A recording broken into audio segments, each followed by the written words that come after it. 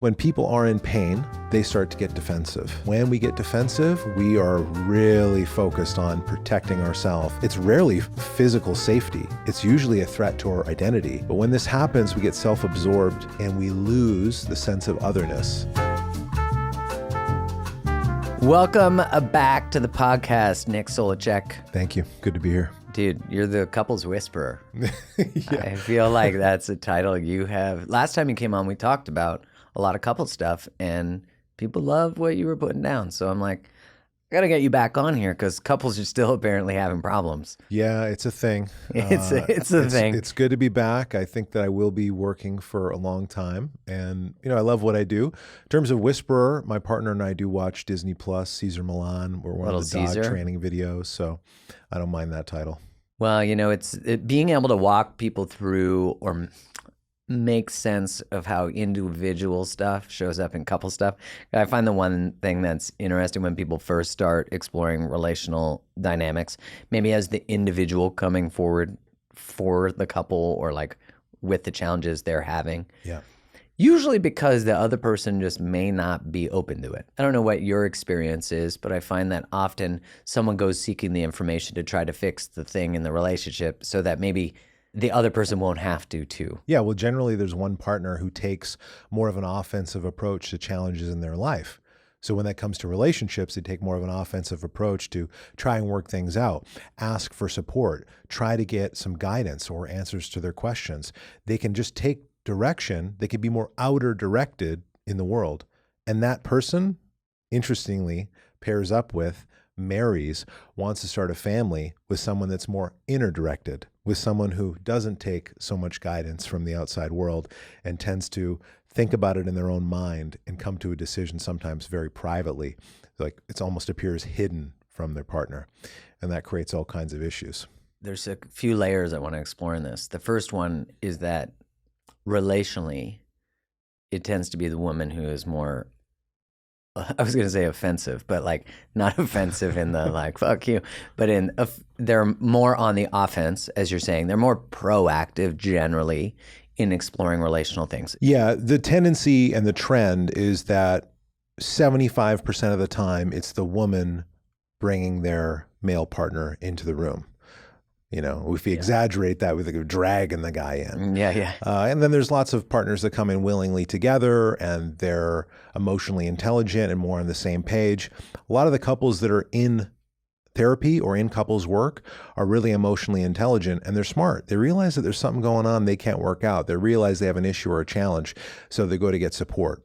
And typically they're not as deep inside of their resistance, which is one of the things that we all deal with. We've got resistance to change, resistance to growth. We've got our walls and our masks, the parts of ourselves we feel like we need to protect and defend because we felt like we had to do that as a kid. So it's complicated. Yeah, I think in the Gottman's work, they talk about how relational masters are open to the influence of their partner. If I look back to partnerships before I was 30, I didn't see that my partner bringing something forward to me or feedback was actually conducive for me. Like, oh, that's great. Like, great you feel that way. Insert gaslighting or whatever I did. I remember a partner saying to me, why when I bring something to you, do I end up feeling like it's my fault? And I was like, I don't know. Well, that's your own stuff. It's so bad, but I didn't know what I was doing. I had no clue that I was so afraid of not feeling like I was enough that I was willing to have someone else feel like they were crazy. And I think it's survival strategies. We don't know we're doing this till we know we're doing this. And then, And so when you talk about this desire to bring in a third party, Kai and I will often, if we're experiencing something that is just not, like we're just not finding the resolution and there's something, we're not getting to the deeper thing or we need someone objective because my mind is like, I need someone else to see this because she's not seeing it the way I see it. And my righteous side is like, but I'm seeing her perspective. That makes sense? Yeah, it does. I mean, That could be true though, too, right? but this is just Can a it? common dynamic. Validate me. First of all, you are the kind of person you are the kind of person that Kai's wrong, is what you're saying? That's okay, exactly that's what I'm cool. saying. So you're the kind of person that values growth. You're the kind of person that has an orientation towards truth, towards wisdom. You know, all these conversations that you're having on the podcast, all the courses that you've made, what you've dedicated your life to. So that's something that's of interest to you. Many of the people that approach therapy, counseling, coaching aren't totally there, aren't steeped in personal development necessarily, or have like a really deep orientation on growth, personal transformation, development, taking responsibility for their reality, putting certain dynamics to bed, like playing the victim or playing the hero or the rescuer in their relationship. So for you, when you go into that room and you say, you know, I need someone else to help kind of show my perspective and validate that I'm right and let my partner know that they need to change and they're the ones to blame for the issue. I mean, that exists inside of every single relational dynamic.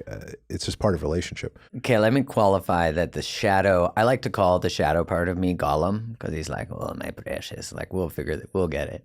It has the feeling like someone else will come in and objectively see my clarity, you know? Right. But the underlying intention of bringing a third party in is for both of us to be witnessed, heard, and then productively move forward through the guidance and direction of someone else.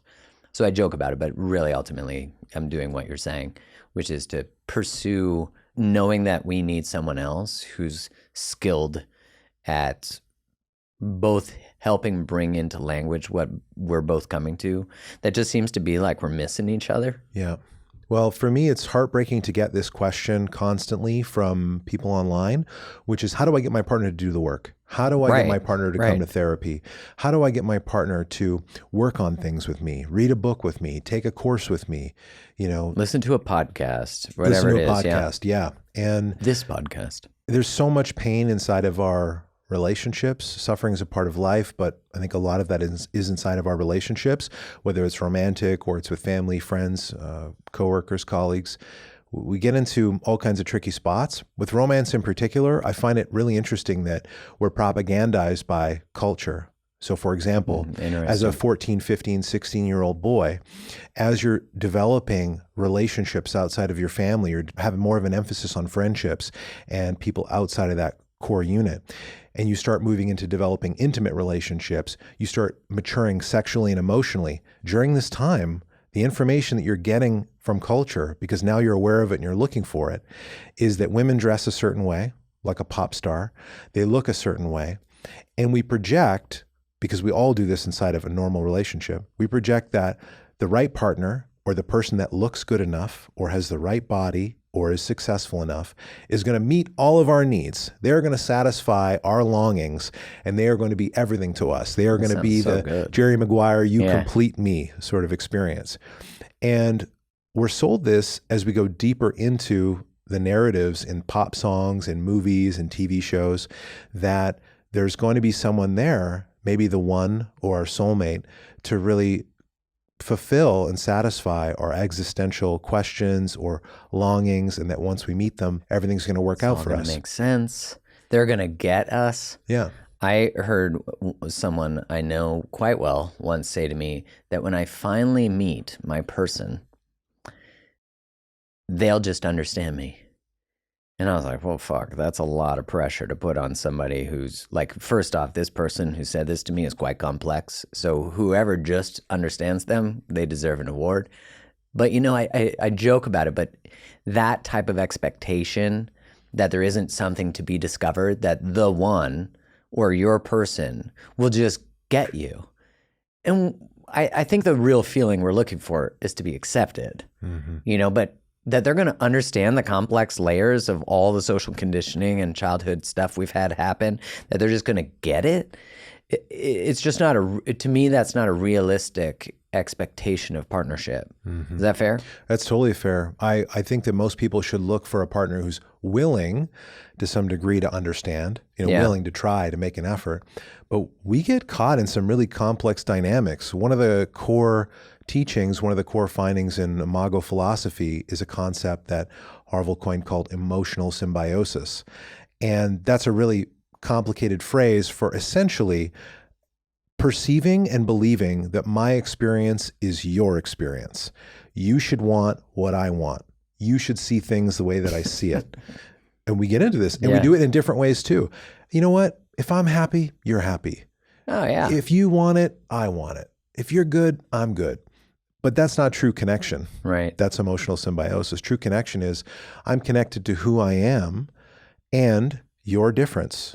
And I maintain who I am and maintain connection in that. In our differences? Yeah. So one of the key things that happens in a relationship is we object to difference, and we do it really quickly because difference causes us anxiety. So an example would be like, if you believe that the dishes should be done right after dinner, but I believe in lounging and putting my feet up and digesting my food, and you know what? I'm tired. I'm going to go to bed. I'll do it in the morning.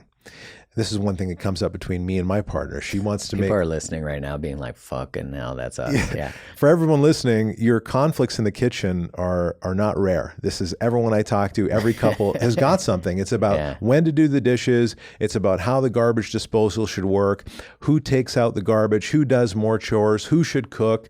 It happens also because I think as children, the kitchen is a gathering place for the family. And so when the family gathers together, there's an opportunity for attunement or misattunement. There's an opportunity for people to have a loving interaction or a stressful interaction, something that could be cold, something that could be warm. And we have a tendency to replay childhood dynamics in our adult relationships. So I have noticed, and my partner has noticed, and the couples that I work with have noticed that they have a tendency to do this, that when they look and they see there's a similar resonance or an exact replication of something that went on for them when they were a kid. Like their frustrations. Like the frustrations they had as a kid, the misattunements they had with their parent. You know, maybe mom, when she was in the kitchen, was always really stressed and busy and cold and rigid and didn't want anyone in there. Everyone out, too many cooks in the kitchen.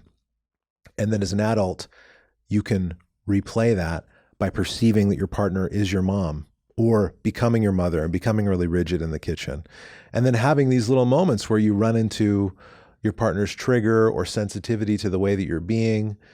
It's very subtle the way that these things can happen because it's automatic, it's on autopilot, it's unconscious. When we think that our partner should see it the way that we see it, we actually just believe how I feel is how you feel. Let's do it my way. This is the right way. And that happens for a number of reasons, which is really this experience of pain that we come into, and we've all got pain in our relationships. Yeah. If you're the one that wants your partner to go to therapy with you, there's some pain, hurt, stress, something you're longing for, some need that's not getting met, which is why you want to discuss it, which is why you want to try and work it out with your partner. And what's often not seen is that the other partner there who's resistant to getting help, resistant to putting their hand up to ask questions or let someone else into their world, also has pain and hurt. And it might be fear. It might be concerns that they have about certain outcomes. It might be that they feel annoyed, actually, that their partner's wanting more from them, wanting them to grow, wanting them to change. Mm-hmm. Why can you not just be happy? Yeah. Yeah.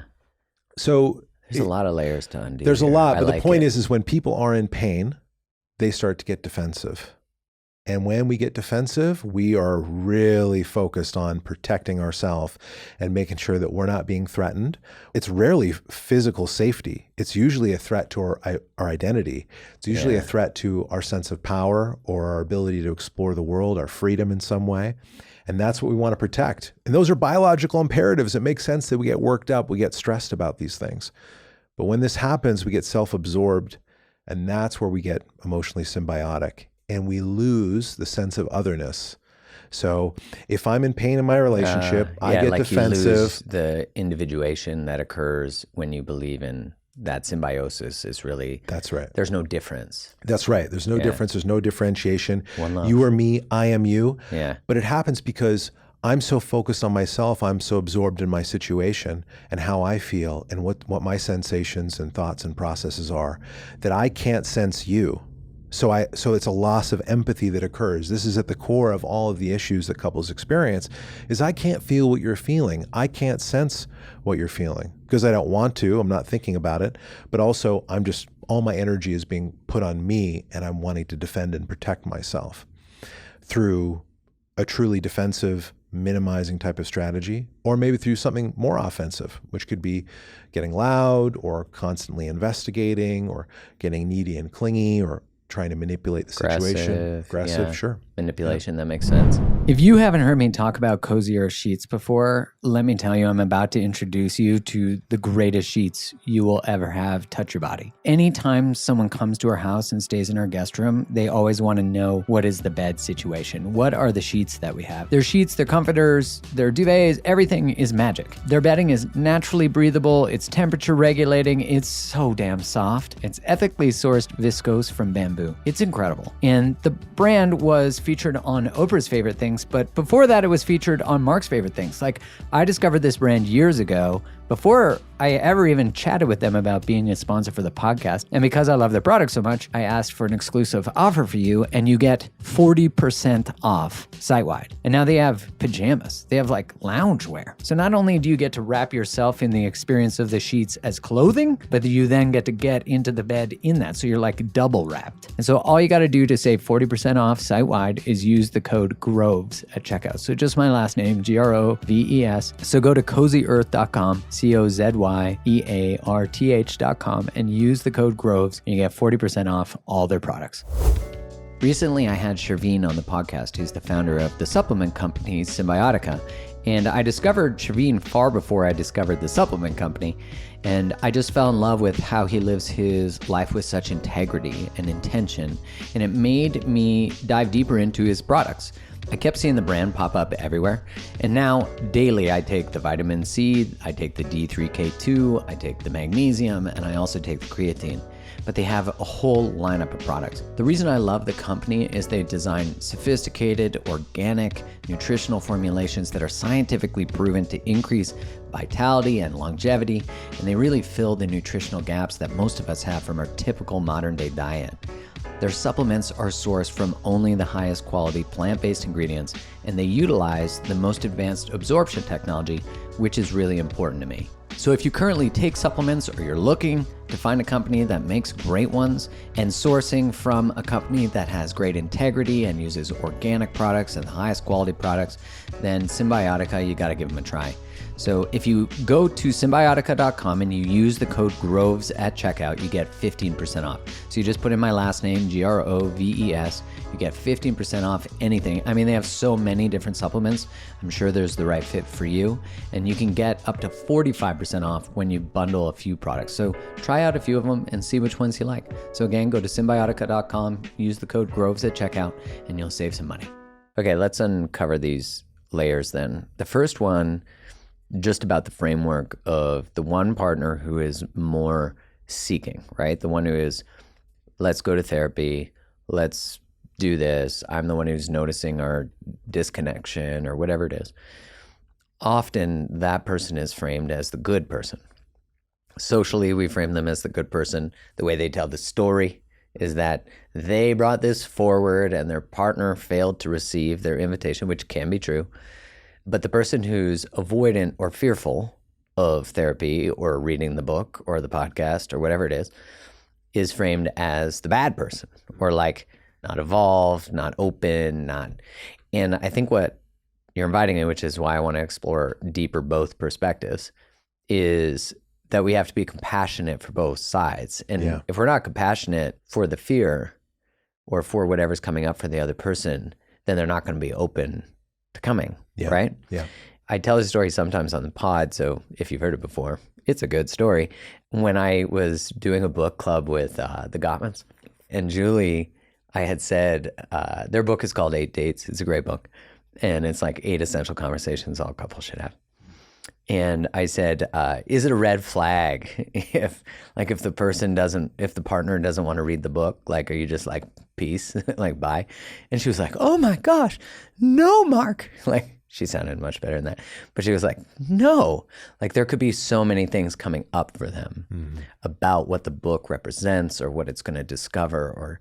And I was like, oh yeah, like I need to be more compassionate, probably because I've been more of the one on the offense seeking, that unconsciously I wanted to be punitive to the ones not accepting the invitation. Make sense? Yeah. So now I'm very compassionate about the avoidance side because of, I think, the majority of in, let's say, heterosexual couples, the person who's avoidant is usually male. And so it's, how can we be compassionate to the space of whoever is the one who's being invited and not necessarily accepting the invite as to what is getting in the way? Yeah. Because it's almost always something that they're afraid of discovering, seeing, feeling, being. And so in the first one, the person who is the seeker, I find that request to go to therapy is it's a vulnerable request. The etymology of the word vulnerability means to be open to be wounded. And I think about that is such a vulnerable request to say like, hey, will you? And then to be faced with no is, ugh. But what do you think is at the core?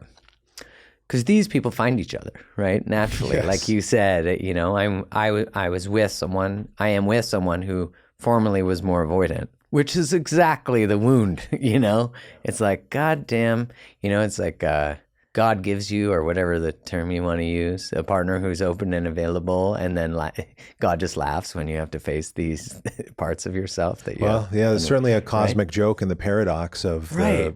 of just relationship. The maximizer is paired with the minimizer, the avoidant with the anxious person. Yeah. The person who wants more freedom is paired with the person who wants more commitment and stability. This is part of the whole dance, and the paradoxes continue. There are many, many, many of them, and we need to better understand these, because these paradoxes at the ends of these spectrums of, for example, I was here a year ago, talked about maximizing and minimizing.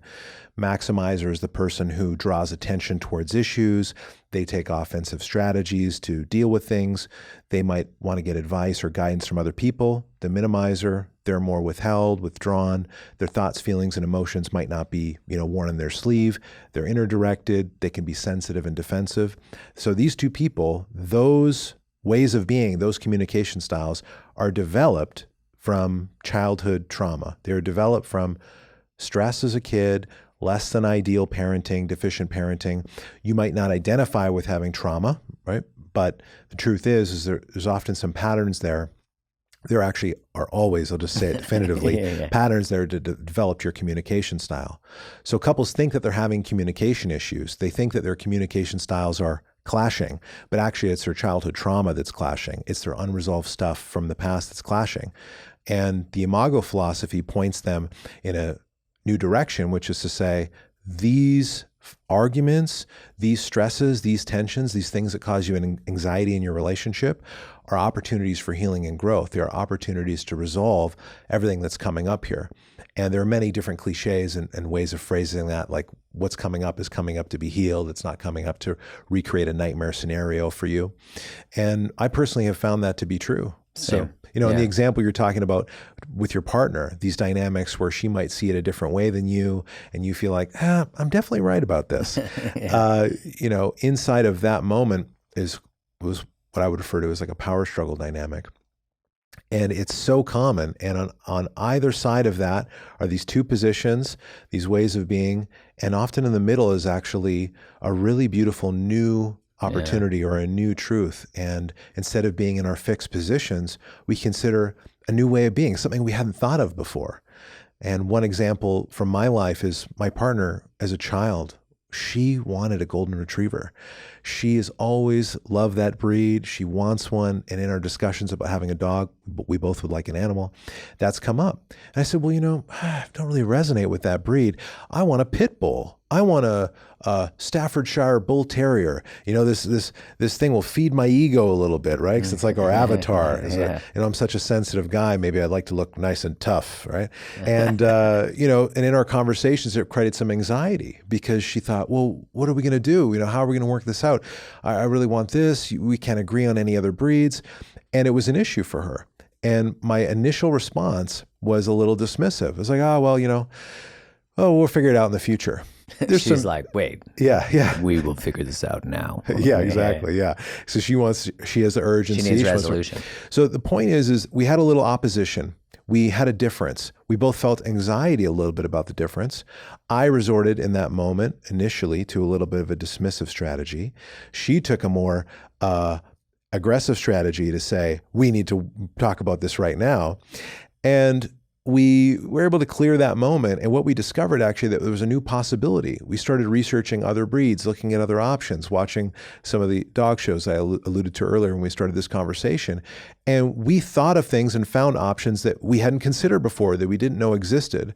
And this is important for all couples to get as an opportunity for the subjects that they disagree on. Instead of getting fixated on what's not working, stuck on the unresolved issues or the things that are unclear, what kind of vision can we build? What else is possible? How can we co-create something new? How can we turn towards our challenges together? And I would argue that most couples don't have that down. That is not a core competency that they've got. And it's a skill that's important for relational competence. We really need to get that down if we're going to be in a successful, thriving relationship. Well, in that case of the golden retriever, which I'm guessing we all have a golden retriever moment, like that thing that didn't get witnessed, acknowledged. It could be so many things.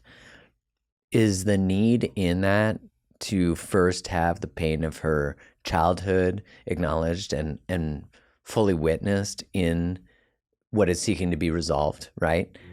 To like have that witnessed and then her then have a voice in what is the solution, as opposed to just you're not getting a golden retriever and listen, we're your parents, we decide what goes on in your life. Yeah, was that part of the resolution?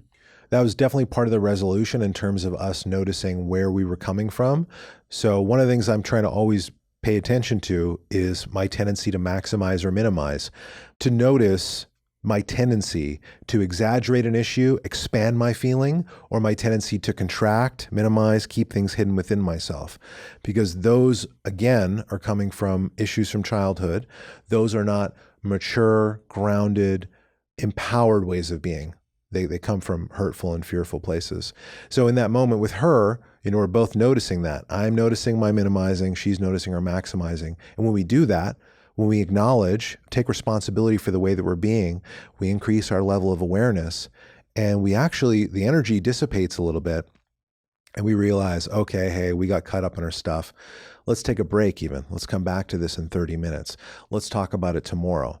And that's something that we do all the time. We notice that, wow, we really got tripped up in there in that moment. Let's put it aside. This is important to talk about. We can come back to it the next day. Things don't always resolve, immediately, because we get this charge in the body that starts to linger for, sometimes hours or days, depending on how it's dealt with. Yeah, and that ability to sit with disagreement and know that it is not coupled with disconnection. I think that's one thing that I've had to learn just exploring my childhood and exploring how my parents handle if I disagree with them about something formally, that there was like this feeling that love was on the line, which I'm like, wait, was this modeled in my childhood? Like, where did I pick up this idea that if we're disagreeing, it's not safe, or like it's not okay? I didn't experience like getting punished for not agreeing that I can think of, but there is some sort of template where I would get anxious if someone didn't agree with me or didn't see my side or brought feedback to me, that they couldn't, like, that my worth couldn't stand alone. You know what I mean? Be separated from the experience of discovery of what's friction between us, which doesn't mean I'm someone who is the cause of friction, although that can be true, but that like myself, my like wholeness is not dependent on the feedback that's being brought forward. Make sense? Yeah. Well, one of the biological imperatives we got is for it to be okay to be us, for it to be okay to see things the way that we see it, feel the way that we feel. I find myself getting defensive sometimes about that need. Yeah. And so that's really all about identity. So I'm on the opposite side of you. I have my adaptation. So because we all care about it, because it's a biological imperative, we need it. It has to be okay to be us. So we adapt in different ways in order to protect that. So the way that I adapted is to isolate, detach, withdraw. I don't care what you think. Oh yeah, I would trigger you and you would trigger me. It's right. Perfect. Yeah. And then your strategy might be more to become more visible. Yeah, hey, I would over pursue. I'd start fucking just belaboring the fucking point, you know? Yeah, yeah. You would collapse more and more as I belabored. Well, it could be a collapse. Absolutely. It could be a shutdown. Yeah. But it also could be more of a rigidity, more of a stubbornness, true. more of a entrenching, my digging my heels in, so to speak. And these dynamics occur for couples as well, because resistance meets resistance. So if I say to my partner, I don't want to go to therapy. If we have to go to therapy, it means something's wrong with the relationship. And if something's wrong with the relationship, we should just end it anyway. Yeah, like, why do we need to go to therapy? We just got married, or we just started dating, and the other person was like, I thought we'd be proactive. But there is a cultural narrative that there must be something wrong with your relationship to go to therapy, or there must be. I think that's changing, right? Mm-hmm. Like with the ideas of working on mental health stigmas, et cetera. Yeah. But like the best people at sports have coaches. The best, high performers have coaches. Why is it that we separate? Like, I think it's such an interesting thing that we've been socialized and educated through a lack of education to believe that we should just be good at relationships, and that just being together is the ultimate goal. You don't have to be happy, just stay together, and you'll get the celebration of your community. You'll get the celebration often of your family. You could stay together with an abusive alcoholic, and that is better than the possible or perceptional pain that you will experience by leaving and then being judged by your community. That has always been a fucked up framework for me to see. Yeah. Even though rationally I know that that person, even in the relationship, knows they're not happy and they don't want to stay in it under those circumstances. They need sobriety, or they need the behaviors to change. But they're often faced with the perspective that the social consequence of leaving and being empowered is actually going to cause them to lose social status and social approval, which even that idea of the need to be me, the need to be witnessed and seen and validated, it dies within the container of that relationship because they no longer actually get to be themselves, if it makes sense. Yeah. As you're talking, what I'm really getting in touch with is how powerful fear is. And our planet is dominated by fear. It's really at the marketed. Heart. It's marketed. Sure. We're manipulated and influenced in certain ways. We're told certain things by, for example, government bodies or other regulatory agencies that, tell us, oh boy, we have to do this or have to do that. But inside of our relationships, it's really the same. We are still dominated by fear to a large degree. It's just like we're avoiding what we're afraid of? Yeah, it's just we fear different things. So the people that stay in a relationship for 30, 40, 50 years, and maybe they're functional alcoholics, they've never worked on the relationship, it's really become toxic, and they're almost unbearable to be around. These two people are very afraid of certain things. They might just be different. And those fears are so strong and so powerful that it motivates them to stay in the relationship, right? Because what will it mean about me if I leave this? And if I leave this or I break out of this dynamic, I'm going to have to face a part of myself. I'm going to have to face the part of myself that has stayed for decades and put up with this. I'm going to have to face the part of myself that's uncertain and has no idea what life looks like outside of this dynamic in this relationship. Or if I'm going to work on it, I'm going to have to face the unknown or the uncertainty for that. I'm going to have to face the reality that I've contributed to this dynamic and I'm responsible for part of the situation. I co-create the thing that I hate. Right, I am contributing to the thing that colluding. Yes. I'm colluding in this. Contribute to the thing that I say that I want nothing to do with. And it's just outside of our awareness. It's an unconscious pattern.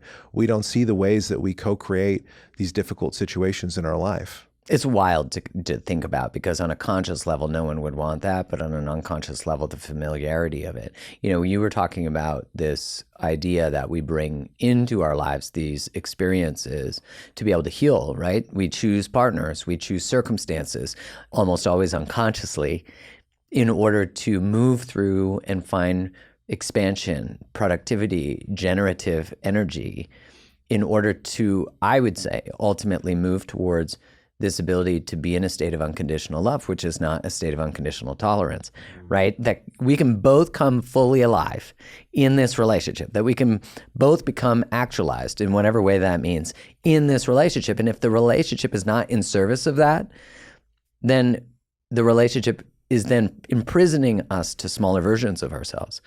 And you think of, like, if you look up your maternal and paternal lines and you see similar patterns of being in relationship with alcoholics, or again, being with someone who's a maximizer or a minimizer, or the person who doesn't want to do the work, or the person who's constantly chasing the work. You're feeling nagged all the time. There is an opportunity to, I think that maybe the appropriate question is like, what would an adult do in these moments? Like, what would someone who is looking to move towards love, move towards truth, move towards wholeness, what would they do? And I think that often means moving into that very vulnerable space of saying, I am responsible for co-creating something that has actually been destructive to me. I think of the person who's not accepting the invitation to therapy, which I never got that direct request when I was younger, in my 20s in relationship, but in my like mid to late 20s, I wouldn't have known how to say yes to that. Like, I never got asked that, probably because they didn't think I'd say yes to it. Yeah. But when I finally had to face the ways I'd been out of integrity in relationship, I had to grieve who I'd been. And so for the person to accept what you were saying about, you have to face like how you've contributed to this. You have to face the 20 years that you've stayed in something. And that is so much grief, if not rage, to be like, wow, I've tolerated this, or I've tolerated this for myself. What's interesting that's framed in society is that the anxiously attached, or the maximizer, tends to self-identify as being the one moving towards love, or like being the one who's proactive. And while I think there is some truth to that, because their wound is rejection and abandonment, but it's managed in a way where they enmesh or don't allow space. I remember realizing with Kai that I remember asking myself, like, how do I get her to move towards me? And I remember immediately I had this thought, like, she can't move towards me. I take all the space. Like, I chase her, and then she can't. There's no way for her to even, there's no space for the mystery. There's no space for, you can't trust me. Yeah. Because I won't, if I could stand in my own sovereignty and say, I choose this, and if you don't, okay. When I finally did that, that's when there was like a level of trust, because no longer was the energy of my pursuit the need to be chosen. It was now like the need to create. But you're also in that moment taking responsibility as well. When we do that, when we say, wow, my bad, mea culpa, I really see my part in this story, my part in this puzzle, and how I've contributed to this dynamic, it takes a little bit of the pressure off of our partner, because the tendency, and normally what goes on, is that we do blame, shame, finger point, put down, disrespect our partner. We use negativity to try to get them to change because we object to their difference. And in this case, the difference could be they don't value growth, they don't value working on things, whatever it is. They don't want to talk about it. And when we object to difference, it makes us feel anxious. And when we feel anxious, we want to do something to alleviate that, to get rid of our anxiety. And part of the thing that we can do is say, you shouldn't be that way. Don't be the way that you are, so I don't have to feel this way. But we also need to understand that part of having a healthy brain is to be able to tolerate ambiguity, to be able to hold space for multiple realities at the same time, and to be more curious about our partner's view of the world, even if it's a view that we don't understand, we don't agree with, we think is fundamentally wrong. And in this case, because of what you're saying, we pedestalize doing the work. We say, that's the right path. That's the thing everyone should do. You ought to go to therapy today. In saying those kinds of things, we can shame the other side of that story. We can Which shame. just re-triggers them in the ways they're familiar with. People already have shame about their experience. They already have shame that they struggle at all. They already feel shame that things aren't working out. The key phrases and classic statements are like, well, you know what? Our relationship would work if we were meant to be together. We wouldn't have these problems if our relationship was meant to be. And if you were the one for me, if you were the one for me, we wouldn't fight. All of that is really just part of the collective struggle. There is a magic wand, I think, and when you wave that, if you really can co-create something great with your partner, you can wave that proverbial magic wand, which says, what do we want to create instead? If we don't like this, what do we want? Why are we in relationship? Why are we together? What's this about? Where are we headed?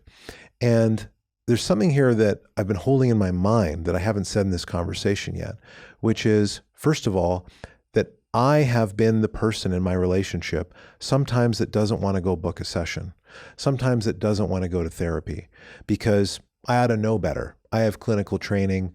I know what they're going to say. And what I want everyone to know that's listening to this, even with my clinical training, even the fact that I work with couples from around the world, I still go to therapy. I go to therapy with my partner regularly. I go by myself. It benefits me.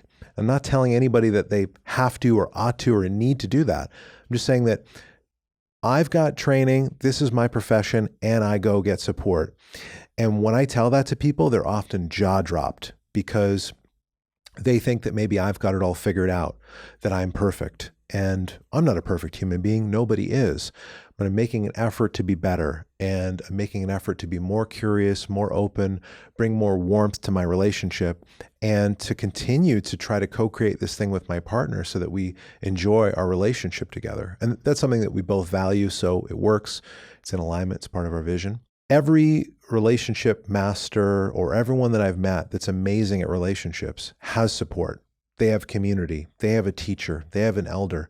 There's somebody that they sit with that supports them. The reason for that is that we all struggle and suffer with different aspects of being close to another person. Intimacy is a trauma trigger. It brings up our stuff. It's going to activate anything that's unresolved. And we've all got stuff that's unresolved. You know, we've all got things from our family system that weren't worked on, aren't complete. Our parents never repaired or apologized certain things. There's things that happened to us when we were young that we weren't able to process, but that information is still stored in our body. All of that stuff rears its head. So it makes sense that we need support. It makes sense that we struggle. Part of the struggle is normal, and everyone experiences that. Part of it's actually necessary in order for us to grow, in order for us to level up, in order for us to reclaim the parts of ourselves that were underdeveloped, undernurtured, weren't seen, weren't heard, weren't validated. And reclaiming that is not always really positive, fluffy, lovely work. Some of that is deeply painful, you know? Yeah, it is. I've grown a lot in the last 4 years with my partner. And one of the reasons is that I've been willing to face into the fire of some of those conversations.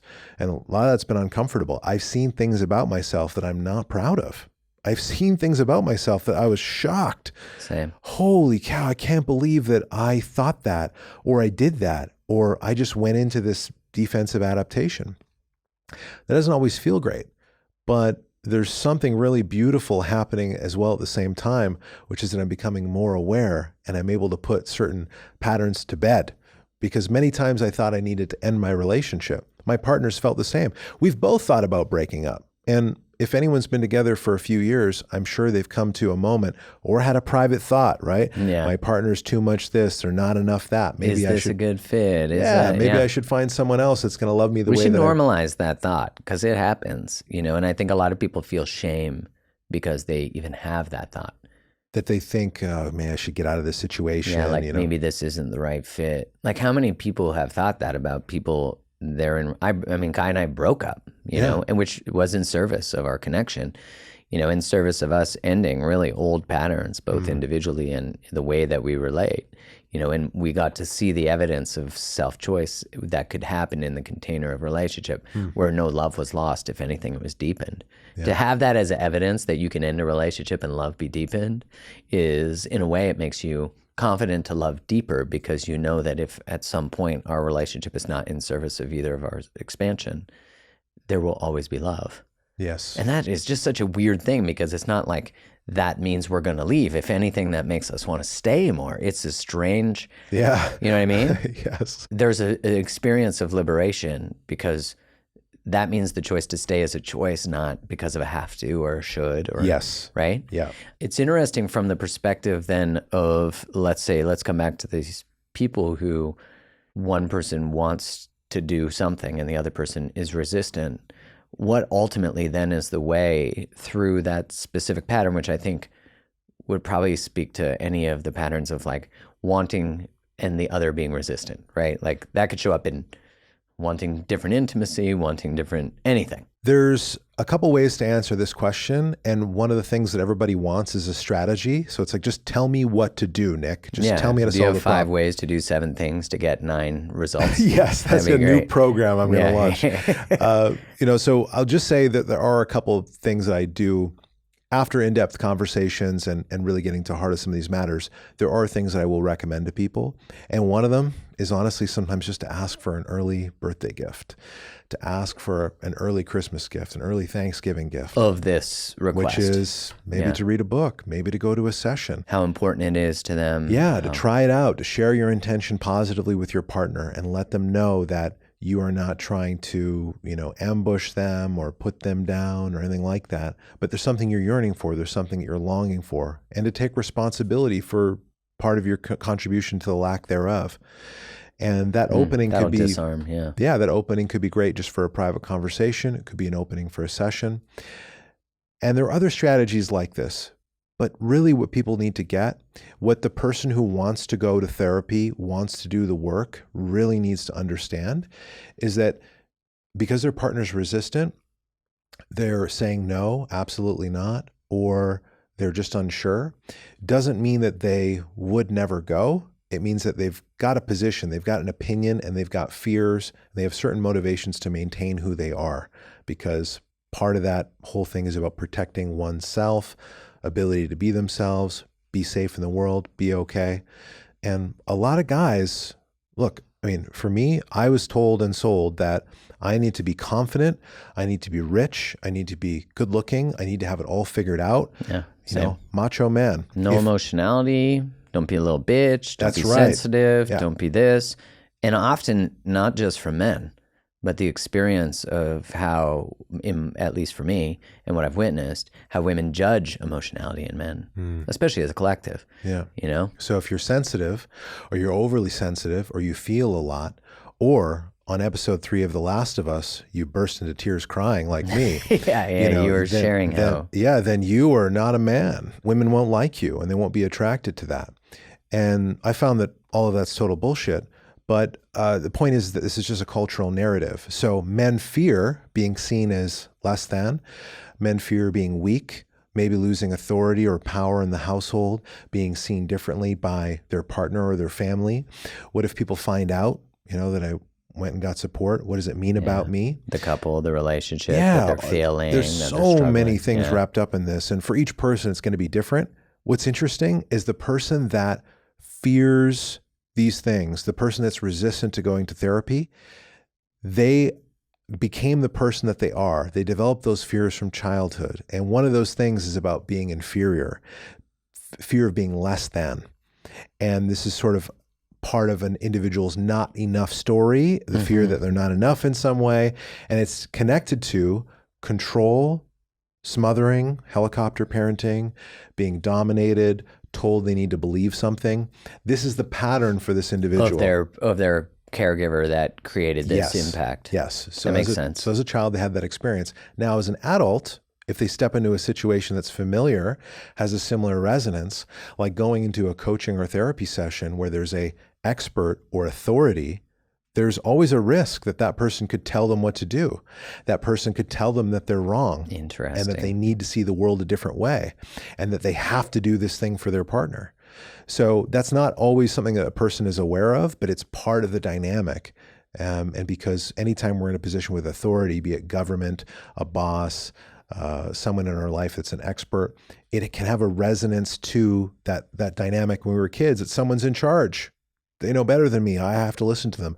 I have to follow the rules. The removal of sovereignty. Yeah. Which, of course, for a toddler is important, that an adult make choices for them, but at least feels collaborative. They tell them why. I find, because I've been observing so much about parenting as, I make my way there, is how Kai, with my nephew, I'll say like he can't do something because he's like about to wield a weapon, and Kai's like, you got to explain why.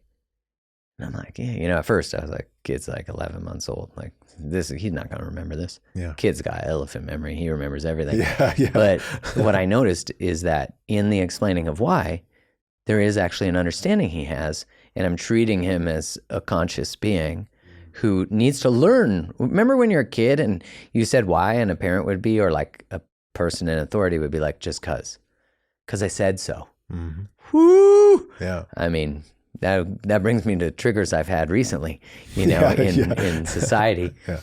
Okay, so what beautiful context to give to the patterning of what could shape someone's position in that. That offers us more compassion when we're confronting or navigating that dynamic. Because if I go into a curious state, which I think when you make the request and the other person says no, or is adamant or withdraws or shuts down, there's a desire to want to like combat that or pursue it or like get them or make it mean something about them instead of entering this very vulnerable state of curiosity. Because to make a request for a need or a desire and to have it rejected and then relive probably the experience of that from childhood too. So for the person who is the requester or the maximizer, what tends to be a similar, like what's the parent or caregiver dynamic that tends to create that type of behavior or pattern? The tendency there is abandonment, neglect, and invisibility. The abandonment wound is something that a lot of people are aware of exists. They might identify with having one. It's talked about a lot. There's famous books written about the abandonment wound. And paired with that is a dynamic as a kid that part of their needs, part of their ability to get guidance from their parent might have been neglected. Part of being validated or seen by their parent might have not happened, so they felt invisible. And part of their achievements in life actually might have been ignored. And this is the kind of person that develops more of a manipulative strategy to deal with things in their life. On either side of the spectrum, people got these fears, they got these hurts, these wounds, and it compels them to show up in a certain way so that their childhood fears don't come true, that these parts of themselves aren't threatened. And that's that anxiety that comes up that drives us to respond in a certain way, to deal with things in the way that we do it because of the early dynamic, the early environment. That makes sense. It's so interesting how a lot of it has to do when you think from the pairing of the nervous system response to these adaptive strategies. The person who is the maximizer or the anxiously attached tends to have a challenge self-regulating. And the person who is more distancing or whatever, resistant, has a challenge co-regulating. Yeah. And so it's like our nervous system rejects what it feels is going to lead to a repeated pattern. It's amazing how it's all so overlapped. Hey? Yes. Like, yeah. like it's all, it is the nervous system that drives these behaviors because we go into these autonomous responses to try to preserve and protect connection or self and inherently create the same relational patterns that we're trying to fucking stop.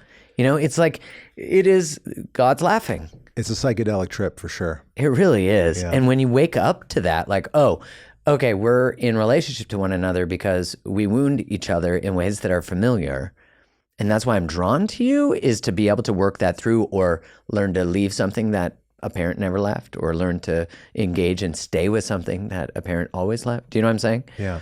It's such a trip. Like, Yeah. to me, it's it is the cosmic joke of relationship. Yeah, there's a few, key things here that people can understand that will help them get inside of the joke a little bit. Yeah. So now me and my partner, we laugh more about the way that we respond to things because we notice that, oh my gosh, like, I can just be such a child, or I can't believe here I am making such a big deal out of this. It's just, the dishes, or it's just this thing, but we're never fighting about what we're really fighting about. We talked about this last time we met, that if you fight more than 3 times about the same thing, it's 100% about childhood and the power struggle dynamic. Listen to that, everybody. If you fight 3 about times. things more 3 times, Yeah. 100% about childhood, it's never what you think you're fighting about. In my new program for couples, the Romantic Relationship Reset, there is a concept in there, and there's a whole module dedicated to understanding these developmental patterns. And there's actually something in there called the Developmental Mountain, which I review in detail, which is this concept about a yellow brick road from us being born, journeying, taking this big trip into adolescence and becoming a teenager, growing into an adult. And on that journey, we travel this ridge of the mountain.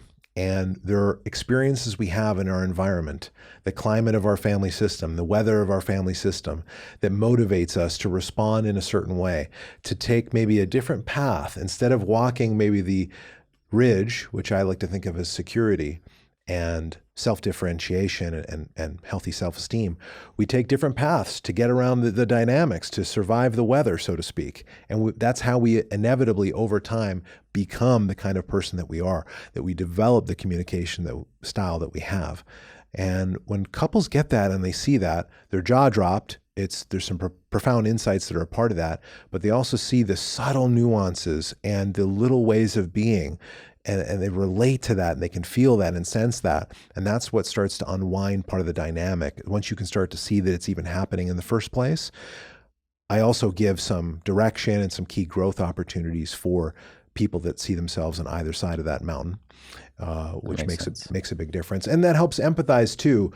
Again, just coming back to that loss of empathy, when we can sense what our partner is feeling, when we make sense of their childhood and we understand, wow, there's a similar dynamic now as an adult to when you were a kid, and you brought a need to your adult relationship from childhood that I didn't know about.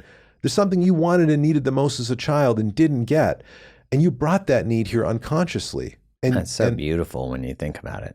Yeah. And it's the gift. Yes. And when we get that and we see that it's not about us, and we stop taking it personally and stop getting defensive, we can actually move forward with just stretching and growing and giving our partner the thing that they needed and wanted the most.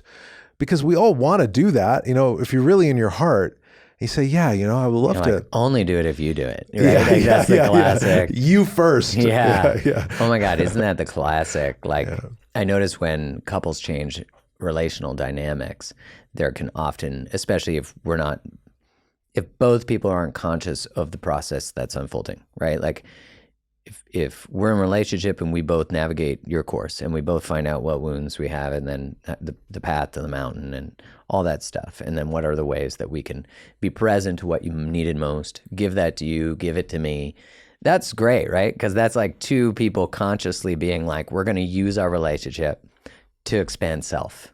And then inherently deepen connection to places beyond the hurt that occurred that created the upper limit. All of us are really avoiding upper limits of intimacy where we think lead to pain, but really is actually the path to depth. Yeah. It's, again, more cosmic fuckery. But it's like, if one person is trying to change the dynamic, which I think can occur-ish, like one can change their patterns, and that can invite the other person to see new ways of being, and then just unconsciously start to do new ways of being. I'd say they need to be a bit in on it, because sometimes it can feel like passivity, you know what I mean? That same form of manipulation. Yeah. But one thing when patterns change communication-wise and the other person isn't aware of this stance, or but is resistant to the uncertainty that lives in the new way of communicating, which I'm sure you see a lot in IMAGO dialogue, is that the other person tries to challenge this new system or new way of being by doubling down on the former communication strategy, or I don't believe you. Yeah. I don't believe that you really mean this empathy that Nick told us about. It's interesting how resistant. Again, I just find it like laughing at myself, laughing at all the things I continue to learn in relationship with Kylie, that you think you've figured out the new layer, and then all of a sudden you get presented with a new layer. But it's not, I remember my friend Sherry Salata saying that, instead of seeing it as these layers that you're trying to get to this core of this self that's discovered below your traumas and your adaptive strategies, that actually each layer is about expansion, that you're actually growing outwardly, not internally, which was a different way of seeing it. But yeah, do you notice this it's almost like a new test or what is it? Well, yeah, there's another part of this developmental mountain story is that there's a kind of person that comes out of childhood with more of a willingness to conform and actually a belief that they should follow the rules. And there's another person that comes out of childhood and says, I should really do things my own way. And burn these bitches down. Yeah, they have more of a tendency to rebel. So, we saw this in COVID with people taking different stance with respect to certain choices, masks, vaccines, to have people together at the holidays or not. And there was all kinds of pain in family systems about that. People were on different sides of the perspective, so to speak, on this. So when people are taught something new, and maybe their coach or therapist says, this is the tool, this is the way, you guys need to practice this, it's fundamental. One person can say, okay, and they'll be diligent and take notes, and they might even print out all the worksheets, have a little binder there. And the other person might say, yeah, we don't need to follow the script. let's just have a conversation, or, we don't need to do that. And there can just be a little bit of like a tendency to rebel. I value rebellion myself. I'm the kind of person that says, yeah, I'll just do things my own way. We don't need to follow the rules. And that's gotten me into all kinds of situations in my life where I took too much risk, I took too much chance, and I shouldn't have done that. But the point is that with that resistance, there's a number of complicated dynamics. And when people come to my office, sometimes the first things that they say, or they'll write to me via email, and they'll say, Nick, we took a look at your Instagram, and we think this IMAGO dialogue is just really simple, and we want you to know that we're just really like emotionally intelligent. We get it, and we're wondering if you'll be able to help us at all. And if these people eventually come into my office, what happens is something profound, is they realize actually there's a lot they were missing and that they didn't get. And that by following a script, it doesn't mean it's insincere. It's actually, if you can follow the structure of that conversation, which has been developed over decades and has worked for millions of people, if you can insert your sincerity and your authenticity inside of that structure, inside of the sending and receiving, that something really incredible actually happens. There's a magical sort of connection by two people taking turns talking and listening. One person talks, one person listens, and not just that we're going to do that at a single time, or we're going to exchange roles, but that we're going to do it with sincerity. We're going to do it with a sense of curiosity. I'm going to stay focused and present with you through this conversation, let you know that I'm here for you, let you know that I care, that I'm willing. And I'm going to ask you, is there more about that? And make sure that I've got it. And all the things that are part of the structure, which creates that foundation for couples to work through their issues. And this is one of the things that I teach in the program. We actually have a whole week, a whole module dedicated to learning the ins and outs of the dialogue. And from my hundreds of hours of experience facilitating this, I put key tips and pointers, and I even brought my partner into the studio to do a dialogue. Oh, that's good. She was so great because I said, look, I don't want to tell you what I'm going to talk about. I want it to be honest and sincere, and I want it to feel that way for the people learning. And it just worked so great because there was little trip ups and things we got stuck on that couples are going to have in their own experience when learning this. And I think all the wisdom and insight will translate really well. So I'm excited to hear. That's great. Yeah. Okay, so there's dialogue in it. There's the understanding of the patterns. There's how to move through it. The relationship reset. So is it for just couples who've been together a while, or could like new couples, maybe not on the first date, but a couple months in, 6 months in, whatever it might be, this not just a desire to reset as if there's something that needs to be redone or restart, but is it also for people who are like, oh, actually, let's build the foundational frameworks? It sounds to me like it is, but. Yeah, there's many people that are going to take this program that aren't fighting a lot, that aren't in the dead zone of relationship, and they feel like things are pretty good, but maybe they're getting engaged, they're getting married, they're having a kid, they want to strengthen the relationship in some way. And the program's perfect for that. Some people are going to be deep inside of the power struggle. They're going to feel unsatisfied with aspects of the relationship and really looking for support. And essentially, if you're in a relationship, you can benefit from the program. I think part of the truth here is that many people are going to sign up for this course by themselves, hoping their partner will join them. And one of the things that I decided to do was to take the MP3s from these sessions and make them available for download so that one person can easily airdrop it to their partner, not ambush them with the download, but say, hey, wait, honey. I just got a new airdrop. Yeah. And someone on a plane. Just drop it on. Yeah, exactly. Could be great. If you guys want to do that, just get on your next flight. But really, I want to make it accessible to people. And I find that because a lot of the women are coming in wanting to do the work, they have more of a emphasis on processing emotions, that's a good thing, the work is important, whereas men tend to minimize that feelings are important and emotions matter, and they're more about logic. So I created the first module with a really kind of logical explanation of where people get tripped up. It's all about the power struggle. And my hope is that some partners who are really busy, who are maybe making long commutes to work, traveling a lot for business, that by listening to the audio on the flight or in the car or at the gym, they could also be invited into the conversation and realize that, their partner is longing for something specific, and to develop more of that empathy and to develop more awareness about the patterns that keep people stuck. The program is 6 weeks, and we go through a lot. We go through the phases of relationship, the core understandings of power struggle, this thing called emotional symbiosis that drives the whole thing and really drives the challenges that couples have. We go deep into the principles of safety and aliveness, and one of the models that I developed in my clinical training, the Wheel of Relationship, the Developmental Mountain, learning dialogue, learning about the key messages that we all craved in childhood and that we're yearning for now, whether we know it or not.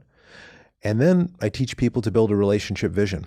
And if you're in a relationship and you don't have a vision, you can be in a troubling spot, because you don't know where the relationship is clearly going, which means you can't show up every day speaking and behaving in a way that's aligned for the vision.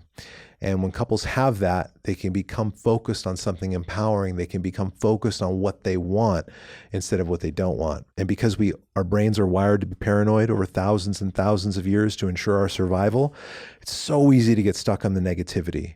And in the program, we talk about eliminating that and using the dialogue as a conscious tool. If you want to be in conscious relationship, you want to be in adult love, you want to move out of the patterns of the past, and you want to get unstuck, having an intentional dialogue, learning how to do it is part of that pathway and is actually critical. Yeah, and I think it's important to preface too that a lot of your work began with working with men. So you have a deep understanding of working with men, men's groups, resistance that men have, so I think that's, for a lot of men, that's important to know. Yeah. I've been in men's groups for 8 years. I am running another program called the Conscious Relationship Council, which starts on April 4th, and that's specifically for men. We go through a longer version of part of this topic, but really it's more of an emphasis on the guys sharing together, getting to know each other, talking about their experiences and relationships. And that's been an incredible experience as well. And I know you run cohorts of that, right? Yeah, we do. Like closes and then so people can visit my Instagram or send me an email. I get them all the information. Perfect. Yeah. Well, so for people listening, I think you're giving people a discount, right? Yeah. So now that I say that, you better. Yeah, exactly. All the Create the Love followers, all the loyal fans here of this podcast, or anyone that happens to come across it, can get $50 off the course. And we'll put the promo code in the show notes in the description so that they can do that. Perfect. All right. Check it out, everybody. Where can they find the course? Where can they find more of you? We'll make sure we link that out in the show notes. Yeah, absolutely. My website, nicksolaczek.com. The program's called Romantic Relationship Reset. Everyone that's here gets $50 off. It starts March 27th. Registration opens March 13th. So we're opening this registration up for 2 weeks. I'm going to go through this program with everybody together. And as a bonus, because it's kind of the birthday here of this course, I'm going to do 2 live calls with everyone that's going through this at the same time. Great. And that way, if there's questions, people are stuck, they want support, I can be there to help out. Working with the couples if they're on it together. Exactly. Oh, that's great. Okay, awesome. Yeah, Nick, live coaching, Q&A. Thanks so much for coming, man, and sharing. And thank you. I love it. Always such great a beautiful to be here. conversation. Thanks, Mark.